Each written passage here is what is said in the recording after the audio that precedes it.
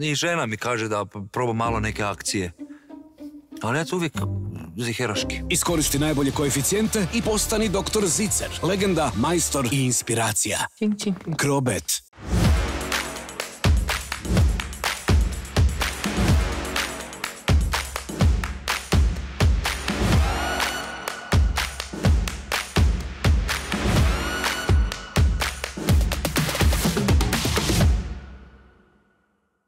Dobar dan, dragi gledatelji Sportske novosti. Dobrodošli u četvrto izdanje našeg podcasta Kroz semafor, posvećeno utakmicama Hrvatske nogometne reprezentacije u sklopu kvalifikacija za svjetsko prvenstvo sljedeće godine. Evo danas, nakon ove briljantne pobjede protiv Češke 5-1, svi smo nekako veseli. Zadovoljstvo mi je u studiju Hanza Medije pozdraviti Marija Carevića, našeg trenera Gorice. Mario, dobar dan i dobrodošao. Dobar dan, hvala na pozivu. I tu je glavni urednik Sportskih novosti Robert Šola. Robi, i tebi dobar dan. Dobar dan i tebi i Mariju i svim gledateljima.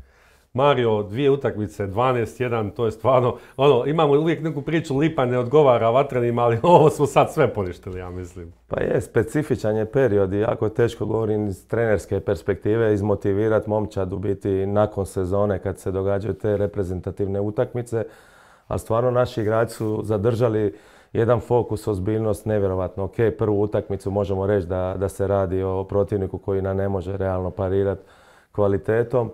Međutim, ova sinoć utakmica, odnosno Češka koji je renomirani protivnik, zbilja impresivna utakmica, stvarno svaka čast. Da, krenuli smo jako silovito na početku, oduzeli smo loptu, imali smo posjeda, mislim nakon 20 minuta 70 i nešto posto.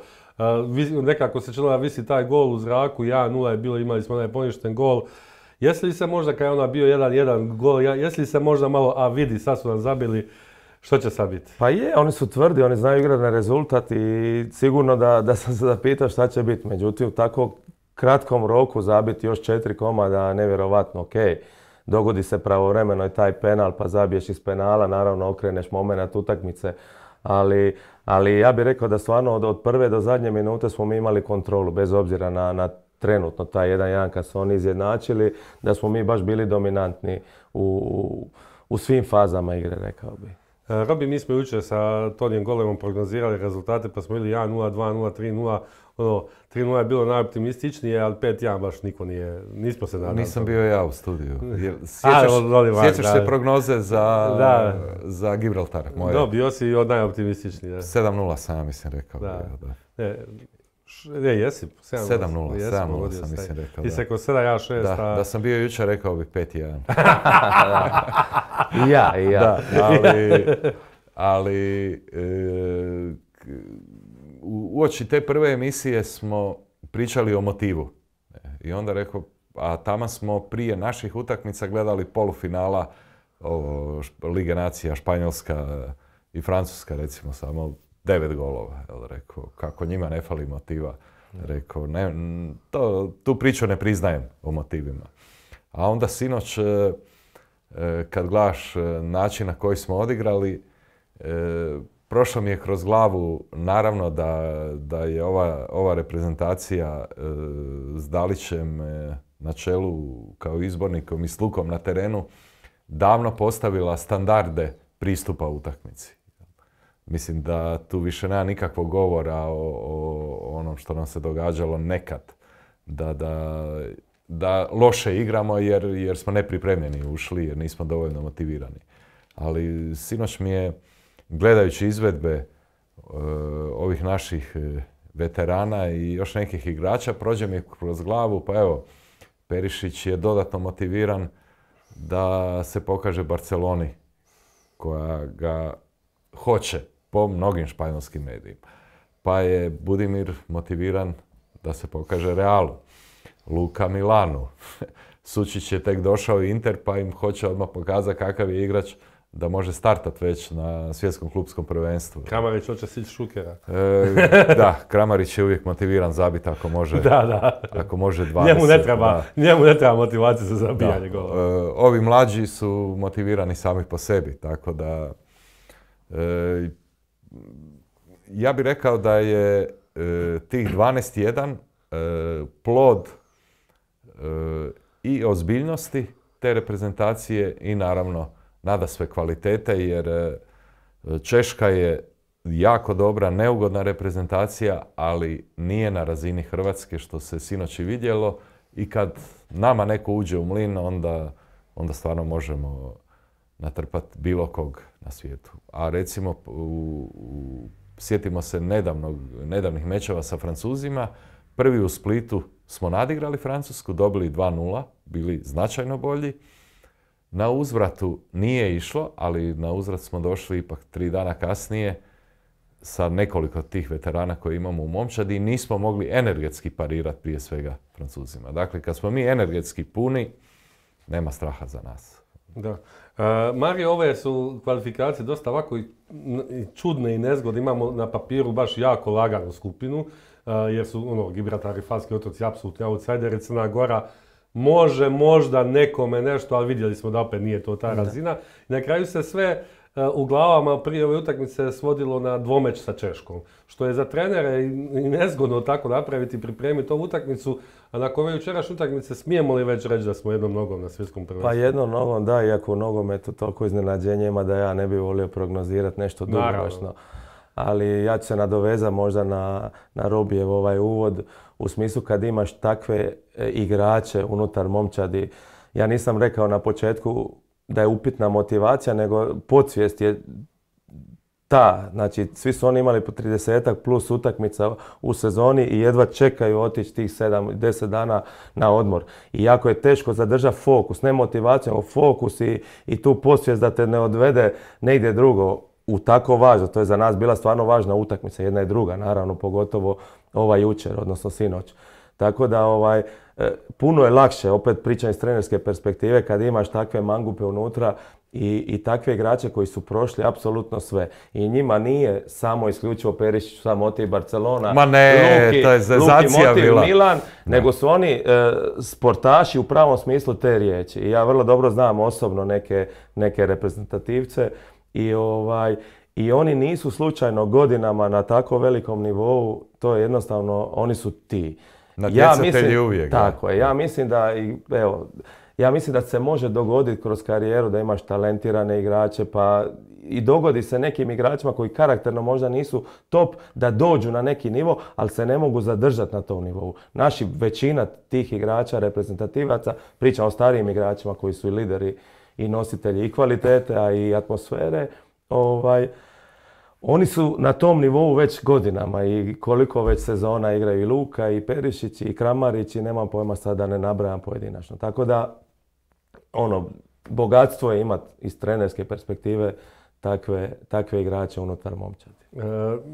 Nećemo sad ići od pozicije do pozicije, ako bi stvarno mogli o mnogima igračima, ali moram neke istaknuti prije svega našeg Luku Modrića, kapetana, koji izgleda kao da je 20 godina mlađi, a ne da je od 40 godina, nego sad svi čekamo zar je moguće da će igrati samo još jednu sezonu ili tako nešto.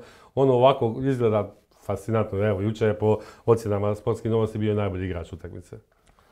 Ma ne znam, ja ne mogu, meni je to nepojmljivo jer ja imam slične godine, ja ne mogu hodati više, ali ozbiljno, nepojmljivo mi je da stvarno možeš igrati na toj razini. Imaš igrača koji ulove 37-8 pa se spuste na razinu ispod ili u neku sporiju ligu pa egzistiraju još možda godinu, dvije. I to napadač stoper, ali baš vezni. Ali ovi, znaš, stvarno da ti treba veliki volumen, količina trčanja, trke, promjena ritma.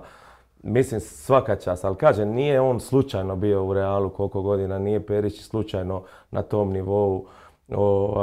Zbilja su i fizički, ulažu puno u sebe. Ja znam isto koliko oni treniraju i mimo tih treninga i klubova, koliko ulažu da bi produžili karijeru, ali nije im potreba, gledajući iz neke druge perspektive. Nije im potreba, ali toliko su željni, toliko su gladni, to su pravi sportaši. Ali zanimljivo je baš to, i Perišić je krilo, teško je naći krilo u Perišićevim godinama da igra vrhunski nogomet. A naći veznog koji Luka puni za koji mjesec 40, to je nemoguće. To ne postoji. Tako da njih dva su fenomeni i u svjetskim okvirima jer sigurno postoji na tisuće igrača koji imaju jednaki motiv kao njih dvojica, koji jednako rade na svom tijelu, koji su zdravi i u glavi i i svakako, ali to je nevjerojatno da u tim godinama na toj poziciji možeš igrati. Igrao je Zlatan koji dovodi Luku u Milan, igrao je 40 godina, ali to je potpuno drugačija pozicija, drugačiji nogomet. Da. Luka je u srcu terena, Luka mora trčati i dalje mora biti u top 3-4 trkača na terenu da bi mogao sve to prezentirati. I opet bude, i opet odigra nevjerojatnu utakmicu, to je, mislim da je dobio ocjenu 8,5 kod nas u novinama. To je, kolega Mateoni je davao ocjenu, on je vrlo strog. ali ja da sam davao, ja bi mu dao i 9. Evo, to je stvarno nevjerojatno bilo. Od prve minute je tako izdominirao utakmicom, na takav način se nametao. Dao je, ne znam, bezbroj tih ključnih lopti za gol, zabio gol. Napunio teren, nevjerojatno. I pustio Budimiru da puca drugi penal. Da. To je isto jedan oblik veličine gdje neki igrači to vjerojatno ne bi dali. A dobro, imaju možda interni neki dogovor i tako. Mislim, prvi je bio na Budimiru, tako da on ga ne može ni pucati. Dobro, Luka uvijek izvodi penale. Da. Kad smo već kod tog veznog reda Luke gdje je odigrao fascinantnu utakmicu, sve nas je zanimalo kako će izgledati Sučić koji je izgledao fenomenalno. Inter ga je kupio, nije ga bez razloga je kupio i platio ga je, ramo već pristojan novac. Mario, misliš li da je on već sada spreman da će brzo preuzeti u startnu ulogu u Interu? Mislim, iako je imao jednu duži period zbog ozljede nije igrao, međutim vratio se stvarno u vrhunsku formu. To već nije nekad se igrači nakon duže pauze vrate, onda izgledaju dobro nekoliko utakmica, nekakvu svježinu, onda upadnu u neku rupu, što je normalno. Međutim, on se vratio već prije nekoliko mjeseci, stvarno drži taj nivo, razinu igre. Nije ga Inter platio koliko ga je platio, ok, nije to možda za Inter prevelik novac, ali to je velik novac i sasvim sigurno oni imaju njega u vidu da bude za prvi, naravno da je na njemu kako će se prilagoditi na jedan drugačiji nogomet u Italiji, na kulturu, na život, na sve. Sigurno će mu treba par mjeseci da se adaptira, a što se tiče samo ovih igračkih kvaliteta, mislim da on bez problema može igrati već sad u Interu. Je li on na neki način, nije isti stil igre i nasljednik Brozovića legitimni? Ma je, kompletan je, on je meni stvarno kompletan. Onako možda ti neće upasti na prvu pa ćeš se zaljubiti možda u Baturinu prije nego u njega, ali kad gledaš dugoročno iskautiraš, onda stvarno zbilja vidiš da on baš kompletan, nevjerovatan korak ima i tu progresiju sa loptom i rješenja i stvarno odličan, mislim šta priča. Da, mislim da je kompletniji, to je Brozović 2.0 verzija jer je on je sjajan u završnici, prije svega realizator, nevjerojatno hladnokrvan kao da je centarfor.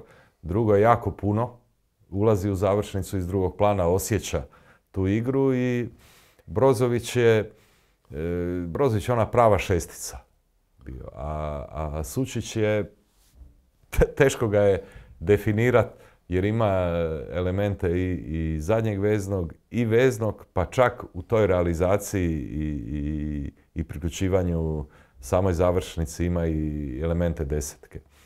Za mene uopće nije dvojba da će on u Interu vrlo brzo ne biti starter, nego apsolutno jedan od glavnih igrača. I Inter ga je platio nevjerojatno malo.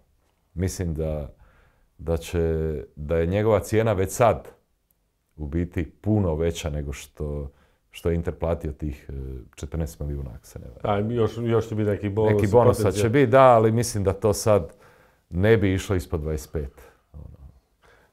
To je uvijek pitanje iz Hrvatske lige, koliko ide, to nam je bio i Marko Daletinić gdje uvijek kaže da je Hrvatska liga, imate neke... Ima, ali način na koji Petar Sučić igra i sjetimo se i protiv Francuske, sjetimo ga se u utakmicama Dinama u Ligi prvaka, sinoć kako je odigrao, on je gotovi igrač. nevjerojatno mlad i već gotov. Ja se slažem, ja kao interista, ja jedva čekam da ga vidim tamo. Ali evo, Mario, ti si rekao, neko se lakše zaljubi u Baturinu, umjesto njega, to je naš Robi. Tako da ne, nego svak vidi Baturina je top talent, isto je pitanje trenutka kad će on otići isto za velike novce, ja ga isto volim ko igrača. Nego želio sam reći samo kad gledaš jednu, dvije utakmice, svak će primijetiti Baturin, taj profil igrača koji je atraktivniji, ja bih rekao, od Sučića, ali kažem, on ima zbilja sve komponente da bude top evropski veznjak, sigurno. Ali Baturina i Sučić su u kombinaciji, to je bilo vrhunski.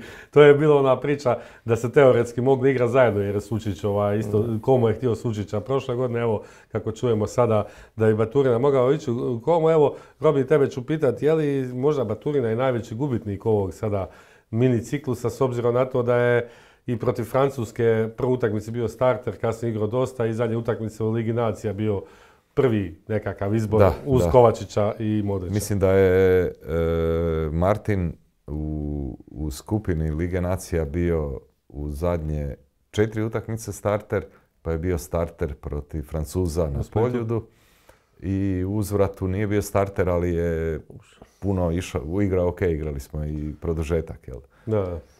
Sad je protiv Gibraltara igrao 20 minuta, protiv Češke nije ni ušao. Tako da možemo reći da je on najveći gubitnik po pitanju tog nekog statusa, kad bi sad gledali od vrlo standardnog igrača koji je i dobro igrao. Ja se ne mogu sjetiti njegove loše utakmice u reprezentaciji. I protiv Francuske stvarno dobro izgleda. Ali dobro, mi imamo puno igrača u rosteru, imamo jako puno veznih. Mario Pašalić je odigrao 2 odlične utakmice i očito je Dalić preferirao više i to što Pašalić ima i skok i iskustvo i realizaciju. I osjećaj za prostor. Da. Iako kažem, Baturina je jedan dragulj koji ima sve. On je, mislim, zadnjih recimo 2-3 godine za mene, ne znam šta će tu Mario reći kao bivši rasni vezni igrač, meni je Pedri u ovom trenutku daleko najbolji vezni na svijetu, ukupno. A kad bi išli gledat što to Pedri ima, da Baturina nema, namučili bi se da nešto pronađemo. Baturina ima sve, a Pedri nema Baturininu ni onu moć u duelu, ni onaj dribling da izađe iz njega ja na ja, ni tu eksplozivnost u prvom, drugom koraku, pa čak bi rekao ni tu brzinu kad Baturina krene. Sad, Baturina je imao loše proljeće, daleko ispod razine talenta koji ima i to je nešto što se tako mladom igraču ne bi trebalo događati i možda i zbog toga realno je jedan trenutak da on doista ode iz Dinama jer nešto ipak tu nije štimalo. Dobro, Dinamo je smjenjivao trenere često, možda i to ima veze s njegovom igrom, iako je prevelika klasa, ali ne bojim se za Baturinu, dapače, mislim da će tandem Sučić-Baturina biti naša osovina sljedećih 10 godina bez straha da će nam vezna linija pasti. Ja, Mario, komentar ove Robijeve.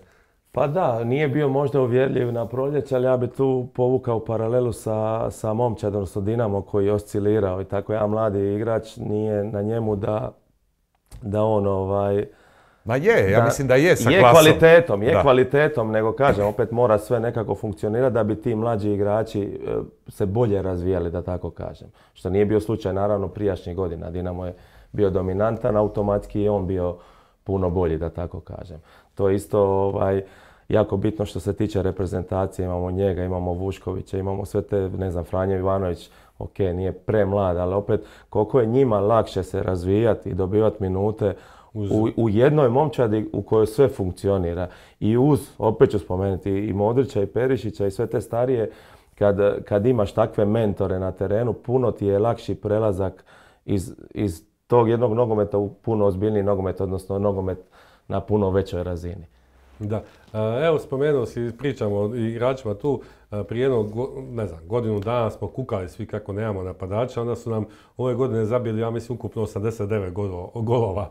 Budimir, Ivanović, Kramarić, to su sad stvarno postale slatke brige, a meni je ta stvarno priča, ako bi Budimir otišao u Real, to je zaslužio jedan pravi film. Ma, svaka čast, stvarno, mislim, Real i ja bi volio osobno, ali isto momak koji je nenametljiv, skroman, ja volim takve ljude generalno, radi svoj posao, maksimalno se daje, mislim da takvi stvarno ljudi zaslužuju, igrači zaslužuju nekakav takav iskorak, a mislim zaslužuju i brojkama.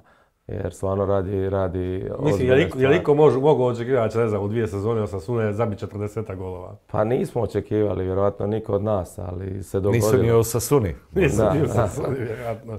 Da, pa mislim, nije i Dalić ga je nakon lagano bio i počeo gurati u drugi plan, sad ga ne može zaobići. Nakon Katara, da, mislim, isto su godine tu, iako taj igrački vijek se je produžio u prosjeku, ja bih rekao, za jedno 4 godine, ako ne i više.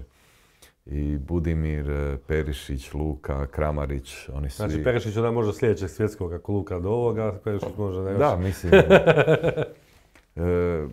uvijek se pitaš ako su u stanju u 6. mjesecu na takav način igrati, evo Perišić 2 utakmice u 3 dana povezat, zašto to ne bi bio u stanju i za godinu dana? Pa automatski onda će produžiti karijere.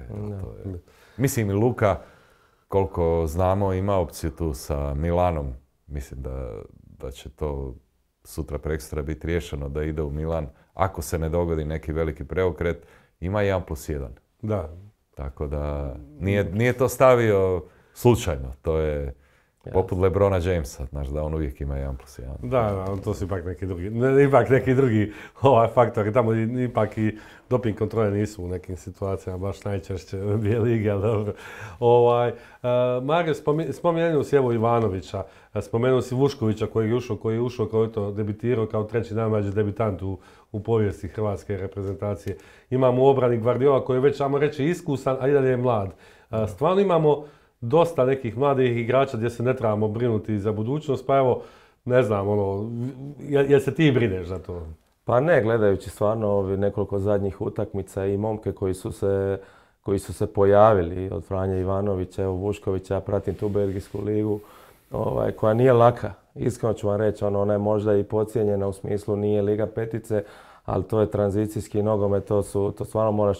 Pa godinama naši igrači nisu prolazili. Nisu prolazili, to najbolji igrači lige koji su bile tu i koji su otišli u neke klubove Belgije jer se igra specifičan nogomet. Mislim, stvarno puno tranzicija, puno fizikalaca, jako teško je opstati na tom nivou. Tako da mi je drago, kažem, da su se oni pojavili i da skupljaju, opet ponavljam, u ovakvom jednom dobrom trenutku u sve te iskusnije igrače, da skupljaju minute, jer vrlo brzo će doći kad će oni trebati biti nositelji, jer neće ni Modrić, ni Perišić, ni svi ti stariji igrati vječno, realno, ali je jako bitno da oni skupljaju iskustvo kroz sve te utakmice dok dođe taj trenutak da se nametne. Evo, rekao si da si gledao puno u belgijsku ligu. Evo, jedan komentar Vuškovića koji je bio prema ocjenama Sofascora i nekih drugih jedan od najboljih stopera te lige.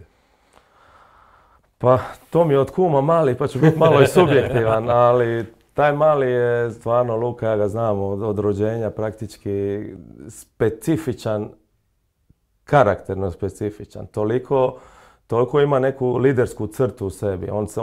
On je bio lider u ekipama, u juniorima, kad je bio 3 godine mlađi od svih tih. Ti stvarno moraš imati hrabrost, petlju, da ne kaže nešto drugo, da se ti nametneš u takvom trenutku kad si mlađi od sviju, da se nametneš kao lider.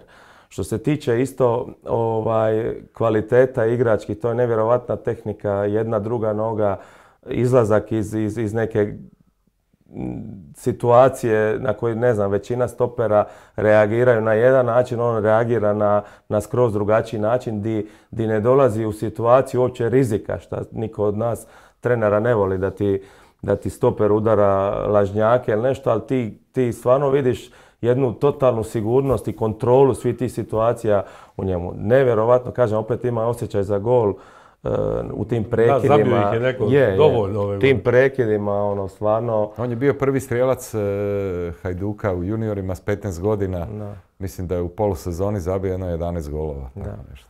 Ne, to je stvarno budućnost i kad vidiš da imaš Guardiola koji je kao sad iskusan već sad koliko godina, 23. Čudo, ne bojim se, stvarno za... Vuškovića će vjerojatno Tottenham poslati opet na posudbu.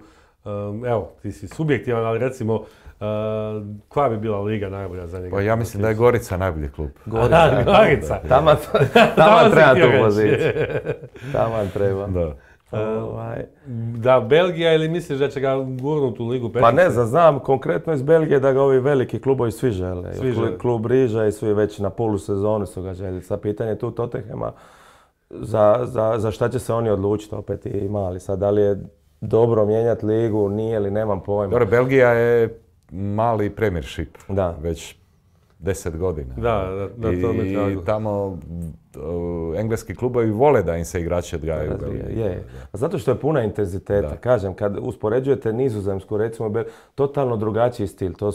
To su zemlje koje graniče, sve je to blizu tamo. Međutim, ovi igraju totalno drugačiji nogomet u odnosu na Belgiju. Puno Nizozemaca koji dođu u Belgijsku ligu, a koji su kvalitetom možda iznad nekih Belgijanaca, ne mogu egzistirati upravo iz razloga što je puno intenziteta, puno tranzicije, a nisu navikli na takav nogomet. Tako da, idealna, ja bih rekao, za razvoj mladog igrača. I zanimljivo je kod Vuškovića, osim te nevjerojatne tehnike, on mene podsjeća na Tudora u mladim danima, koji je isto mogao igrati veznog lakoćam. Pa u konačnici igrao je puno veznog. Tako da je Vušković na tom tragu sa puno boljom realizacijom nego što je imao Tudor. Ali kod Vuškovića i taj jedan fanatizam, spletom okolnosti znam koliko je posvećen nogometu i koliko vapi za radom i na koji način to živi. To je nevjerojatno sve. On u 7 ujutro, ako nema razrađen program za taj dan, on je nervozan. On ide u 7 ujutro na stadion u Westeru, konkretno radi svoj nekakav individualni program, dočeka momčad koja dođe nakon sat, dva, imaju doručak zajednički, onda ima tek timski kolektivni Mislim, koliko je igrača... Ali pazi, u nogometu koliko igrača ima koji su u 7 ujutro na stadionu? Mislim, ja kad sam čuo to, nisam mogao doći se. To je živa istina. S druge strane, ja sam pričao s dosta tih skauta, velikih klubova su ga svi željeli stvarno u tom trenutku kad se on prodavao iz Hajduka. I oni su rekli na stranu kvalitete, na stranu. Ali on ima jednu tu karakternu crtu liderstva, kaže, koju jednostavno ne možeš ni naučiti, ne možeš ni odgajati, ne možeš ništa, jednostavno se moraš roditi s tim. I on stvarno, pogotovo gledajući i specifičnu poziciju koju on igra, ja bi osobno volio uvijek imati stopera isto koji ti vodi, koji puno priča, koji se nameće, koji je nametljiv, a mislim da je to on. Kažem, bez obzira na godine, on već to radi i u seniorskom nogometu u biti koliko već igra. Da, bila je, u jednom trenutku se pojavio video od 4 minute highlightsa sa jedne utakmice njegove u Belgiji. Ne mogu sjetiti ko je bio protivnik, ali 4 minute videa stopera s jedne utakmice. I sad si ja mislim, pa idem pogledat, ali nije mi jasno šta možeš ti od stopera izvući 4 minute. To je nevjerojatne 4 minute su to bile. On je na jednoj utakmici imao toliko iznošenja lopti, toliko dijagonala, sudjelovanja u napadu, zabio je, to je ona utakmica da je zabio 2 gola. Imao je još 2-3 opasna udarca. Nevjerojatno. I na sve to, tad je on daleko od 18. godine, još uvijek u tom trenutku. Da, bit će lijepo. Evo, kad smo već kod Belgijske lige, evo, kad iskoristit ću to što si rekao da tamo imali smo i 2 napadača koji su stvarno odigrala vrhunsku sezonu. Ivanović i Frigan. Je li misliš da će Ivanović možda, mislim, on je osvojio 2 naslova prvaka ove sezone. Je li misliš da će ostati ili da bi mogao ostvariti? Pa spomenje se Bundesliga neka, nemam pojma, nisam sad Pa da, ali ovako tvoj neki feeling. Zaslužio je, kažem, toliko je ta liga gledana, pogotovo kad osvojiš ligu i kad zabiješ toliki broj golova, onda si sigurno pod povećalom. Sad šta će se dogoditi, nemam pojma. Ali mu je odličan odabir kluba koji možda u trenutku odlaska iz Rijeke su vrlo vjerovatno dosta ljudi reklo pa di ćeš tamo, možda si mogao i bolje obzirom na kvalitete i sve. Međutim, on je pogodio. Pa i Frigan, Westerlo nije velik klub Belgije. Imaju privatnog vlasnika, očito mogu, platili su veliki transfer, ali to nije velik klub.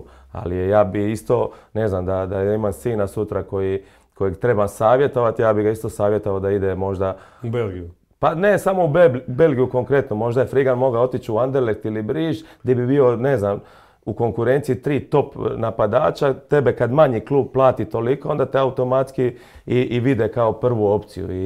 I generalno svakom mladom igraču treba gledati razvoj da igraju. Znači čak možda u trenutku birat pod navodnike manji klub, ali di si sigurniji možda da ćeš imati svoje minute, da ćeš imati... Kao Baturina recimo Como. Sa Comom, da, ako je to istina. Sigurno, zašto ne? Da. Mislim, istina je da ga Como apsolutno hoće. Sad, hoće li se naći ili ne, to je pitanje, ali opet ovo što kažeš i manji klub koji to bio rekordni transfer Como u povijesti. I druga vrlo bitna stvar je stil igre. Dakle, ovdje je Cesc Fabregas jedan nogomet koji je plemenit, u kojem se igra i u kojem sigurno igrač poput Baturine ima što tražiti. To je... Da. Vratimo se mi na vatren. Evo, Robi, počeli smo cijelu emisiju sa ovim našim veteranima koji su odigrali fantastičnu utakmicu. I 2 utakmice, i Perišića ako gledamo u prvoj i Krama je zabio. Imamo ta 4 igrača koja su duboko u godinama. Je li to možda problem za svjetsko prvenstvo ako oni budu nositelji da igraju svaka 3 dana kako rita na svjetskom prvenstvu? Da, pa ajmo ovako, oni će sigurno biti nositelji. Mislim da je realno da će sva 4 ostati starteri. Znači pričamo o Modriću, Perišiću, Kramariću i Budimiru. Tako je, da. Stvarno su minimalne šanse da oni ne budu starteri. Sad, treba biti pametan.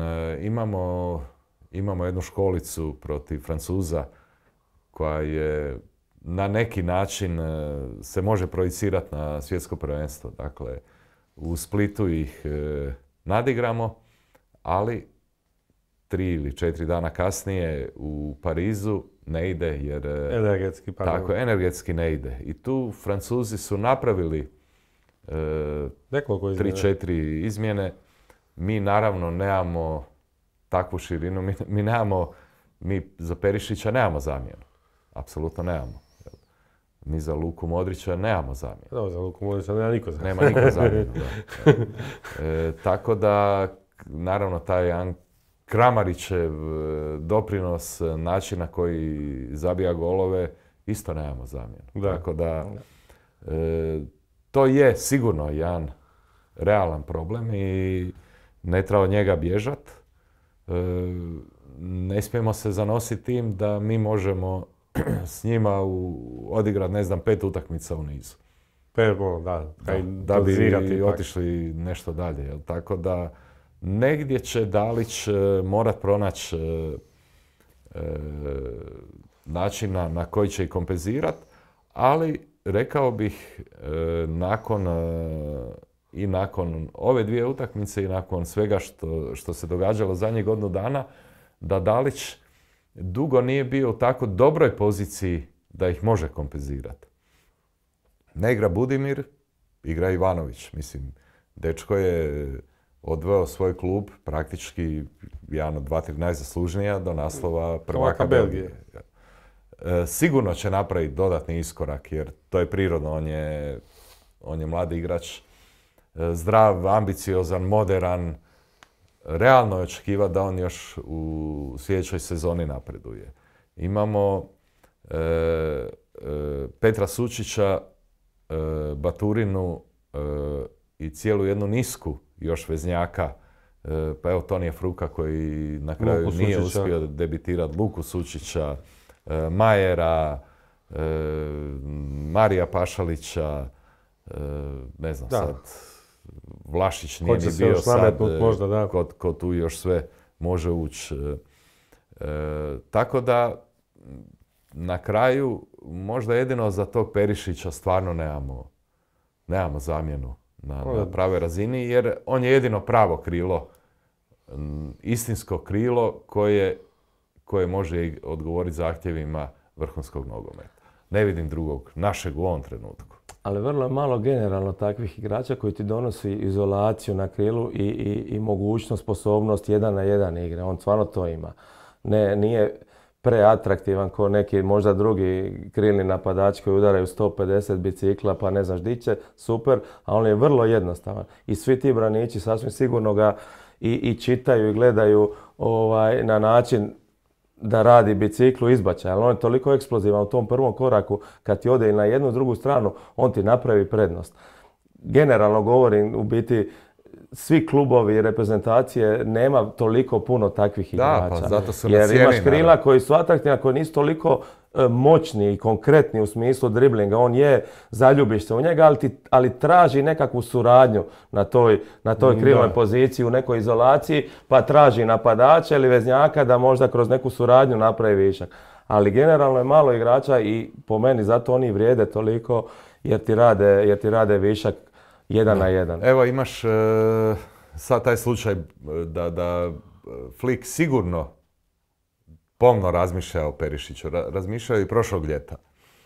I onda ljudi govore kao, pa to je Barcelona, imaju oni svoju La Masiju, imaju puno klinaca, imaju oni puno svega, ali krilo nemaju. To je Ansu Fati trebao biti, nije išlo, Ansu Fati ide iz kluba.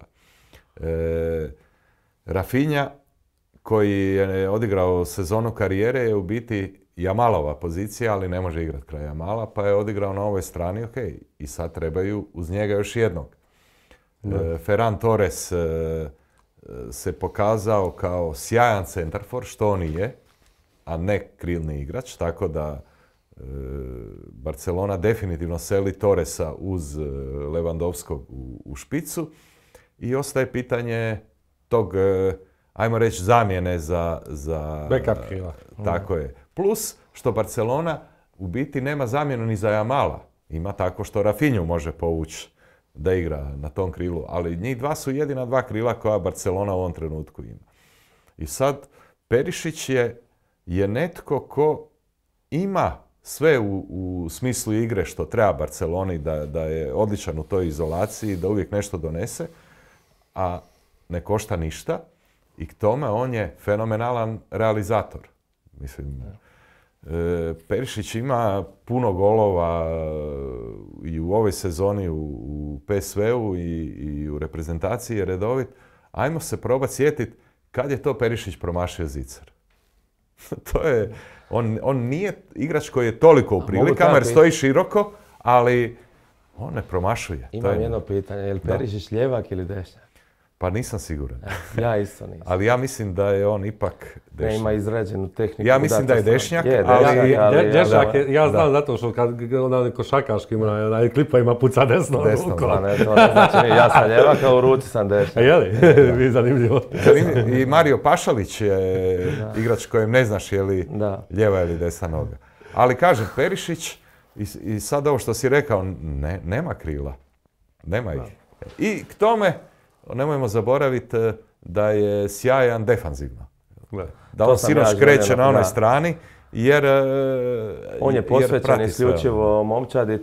To ljudi na tako ozbiljnom nivou, tu su ozbiljni ljudi koji skautiraju, koji gledaju te stvari, sasvim sigurno ne propuštaju takve stvari. On se daje maksimalno za momčad, on je pobjednik, to vidiš u svakoj njegovoj reakciji, u svakom jednom koraku, da on stvarno pobjednik i želi pobijediti. S druge strane, znaš, Flika je trenirao u Bayernu, on ga zna karakterno šta mu donosi za slačionicu, može i savjetom pomoć svim tim mladim igračima koji su top igrači, ali dalje su još mladi, tako da ja se ne bi čudio da on završi tamo. A kaže, on ima ogromnu želju jer on je isto davno je meni rekao da želi svih 5 liga, u biti svih liga petica. Fali mu La Liga, a ne želi, znam, opet osobno da on ne želi neki mali klub. On čak prije Tottenhama imao ponude dosta tih Premier ligaša koji su top klubova gdje sam ja rekao, dragi, pa idi. On kaže, ne, ja sam za nešto veliko. I taj njegov stav možda nekom normalnom čovjeku u tom trenutku bi zvučao možda bahato ili nešto, ali on toliko samouvjeren i toliko zna u biti gdje mu je mjesto, tako da kaže, ne bi se začudio da on završi tamo. Vidjet ćemo gdje će završiti. Pričali smo o igračima, moramo i za kraj malo ipak spomenuti izbornika Zlatka Dalića koji je stvarno još jedanput položio, ako je bilo više testova za njega, ako ima smisla staviti bilo kakve testove za njega, ove 2 utakmice odlično odmorio igrače protiv Gibraltara, opet dao šansu i starijim da se malo zagriju za ovo i ovo je jučer odlično vodio i ta promjena kada je Perišić je startao desno pa ga ipak vratio lijevo gdje onda Perišić se više zaigrao. Nemamo šta prigovoriti Zlatku Daliću. Šta ćemo prigovoriti? Čovjek je, mislim, napravio takav rezultat, trebamo se klanjati, da tako kažem, ali kod nas uvijek postoje neka, naravno, u nekoj krizi, možda nekakve igre ili rezultata, nekoj kratkoj krizi. Mi, hvala Bogu, nikad nismo imali neku dugoročnu krizu, ni igre, ni rezultata. Uvijek se pojavljuju sumnje i to je jednostavno tako. Mislim, svugdje je tako, a kod nas je možda malo i više potencirano.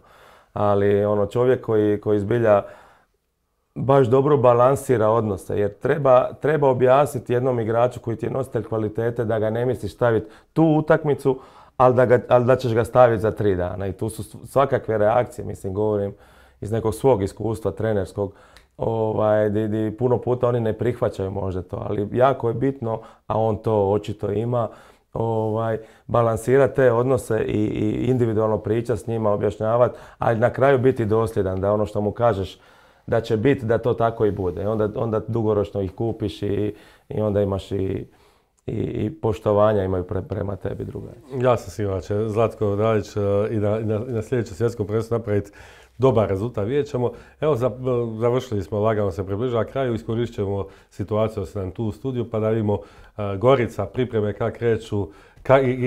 Jesi jedva čekao da završi ova sezona koja je bila turbulentna na sve načine?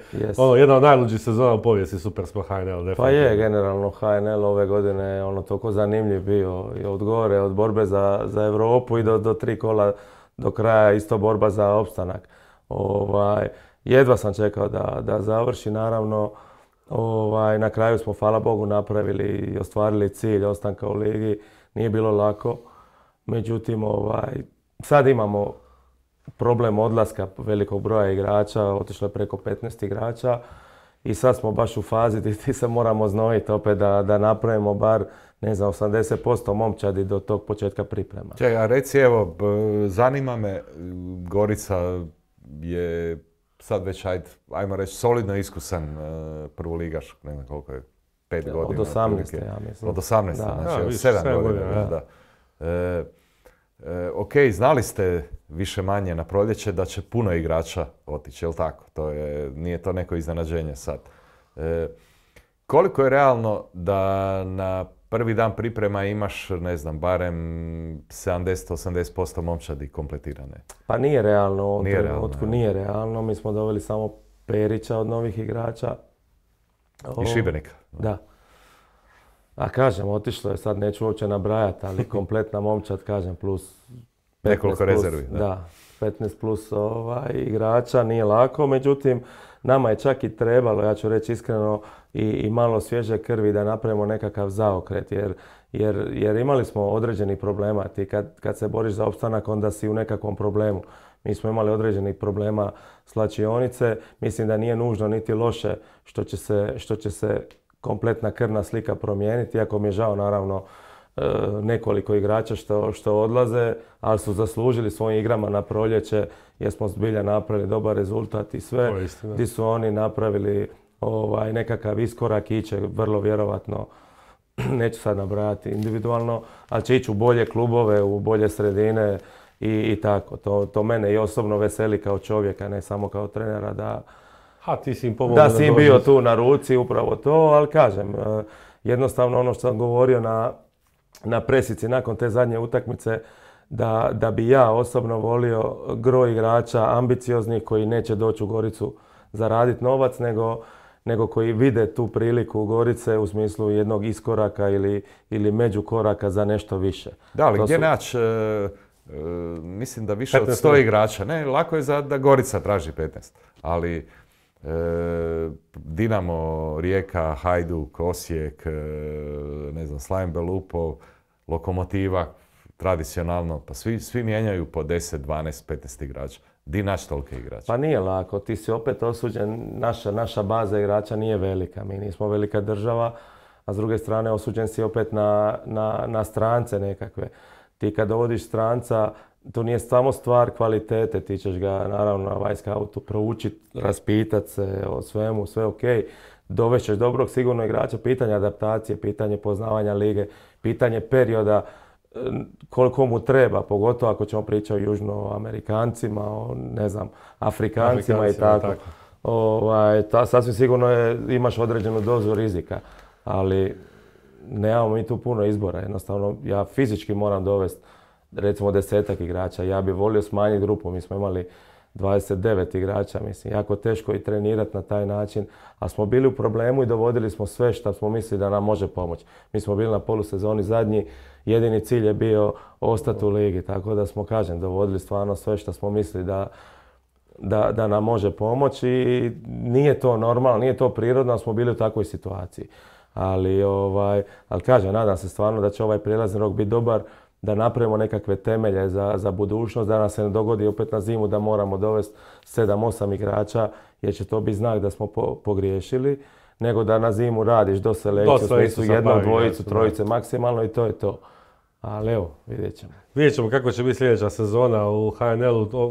Meni se čini da bi opet moglo biti svega, pa ćemo vidjeti pogotovo ovaj neki srednji dio, jer smo svi svjedočili ovom lijepom iskoraku i Slaven Belupa i Varaždina i Istre koji su se borili za 4. mjesto, a po igrama i Gorica je izgleda dosta dobro u drugom dijelu. Pa je u drugom dijelu sigurno da, iako smo pokvarili dojam ove zadnje 2 utakmice i smo dali nekim igračima i šansu, što je i prirodno i normalno, to mene osobno ljuti, jer bi volio pobijediti svaku, ali opet neće nam to umanjiti stvarno učinak i dobre igre, izvedbe kroz proljeće. I bilo je važnih pobjeda. Je, definitivno. Hvala Mario na dolasku Hanza Media, želim ti sve najbolje u sljedećoj sezoni. Hvala Robi i tebi i hvala dragim gledateljima što ste gledali još jedan Cross semafor. Vidimo se opet u istom podcastu u sljedećim kvalifikacijskim utakmicama Hrvatske nogometne reprezentacije. Od tada gledajte sve naše druge video sadržaje. I žena mi kaže da probam malo neke akcije. Ali ja to uvijek ziheraški. Iskoristi najbolje koeficijente i postani doktor Zicer. Legenda, majstor i inspiracija. Krobet.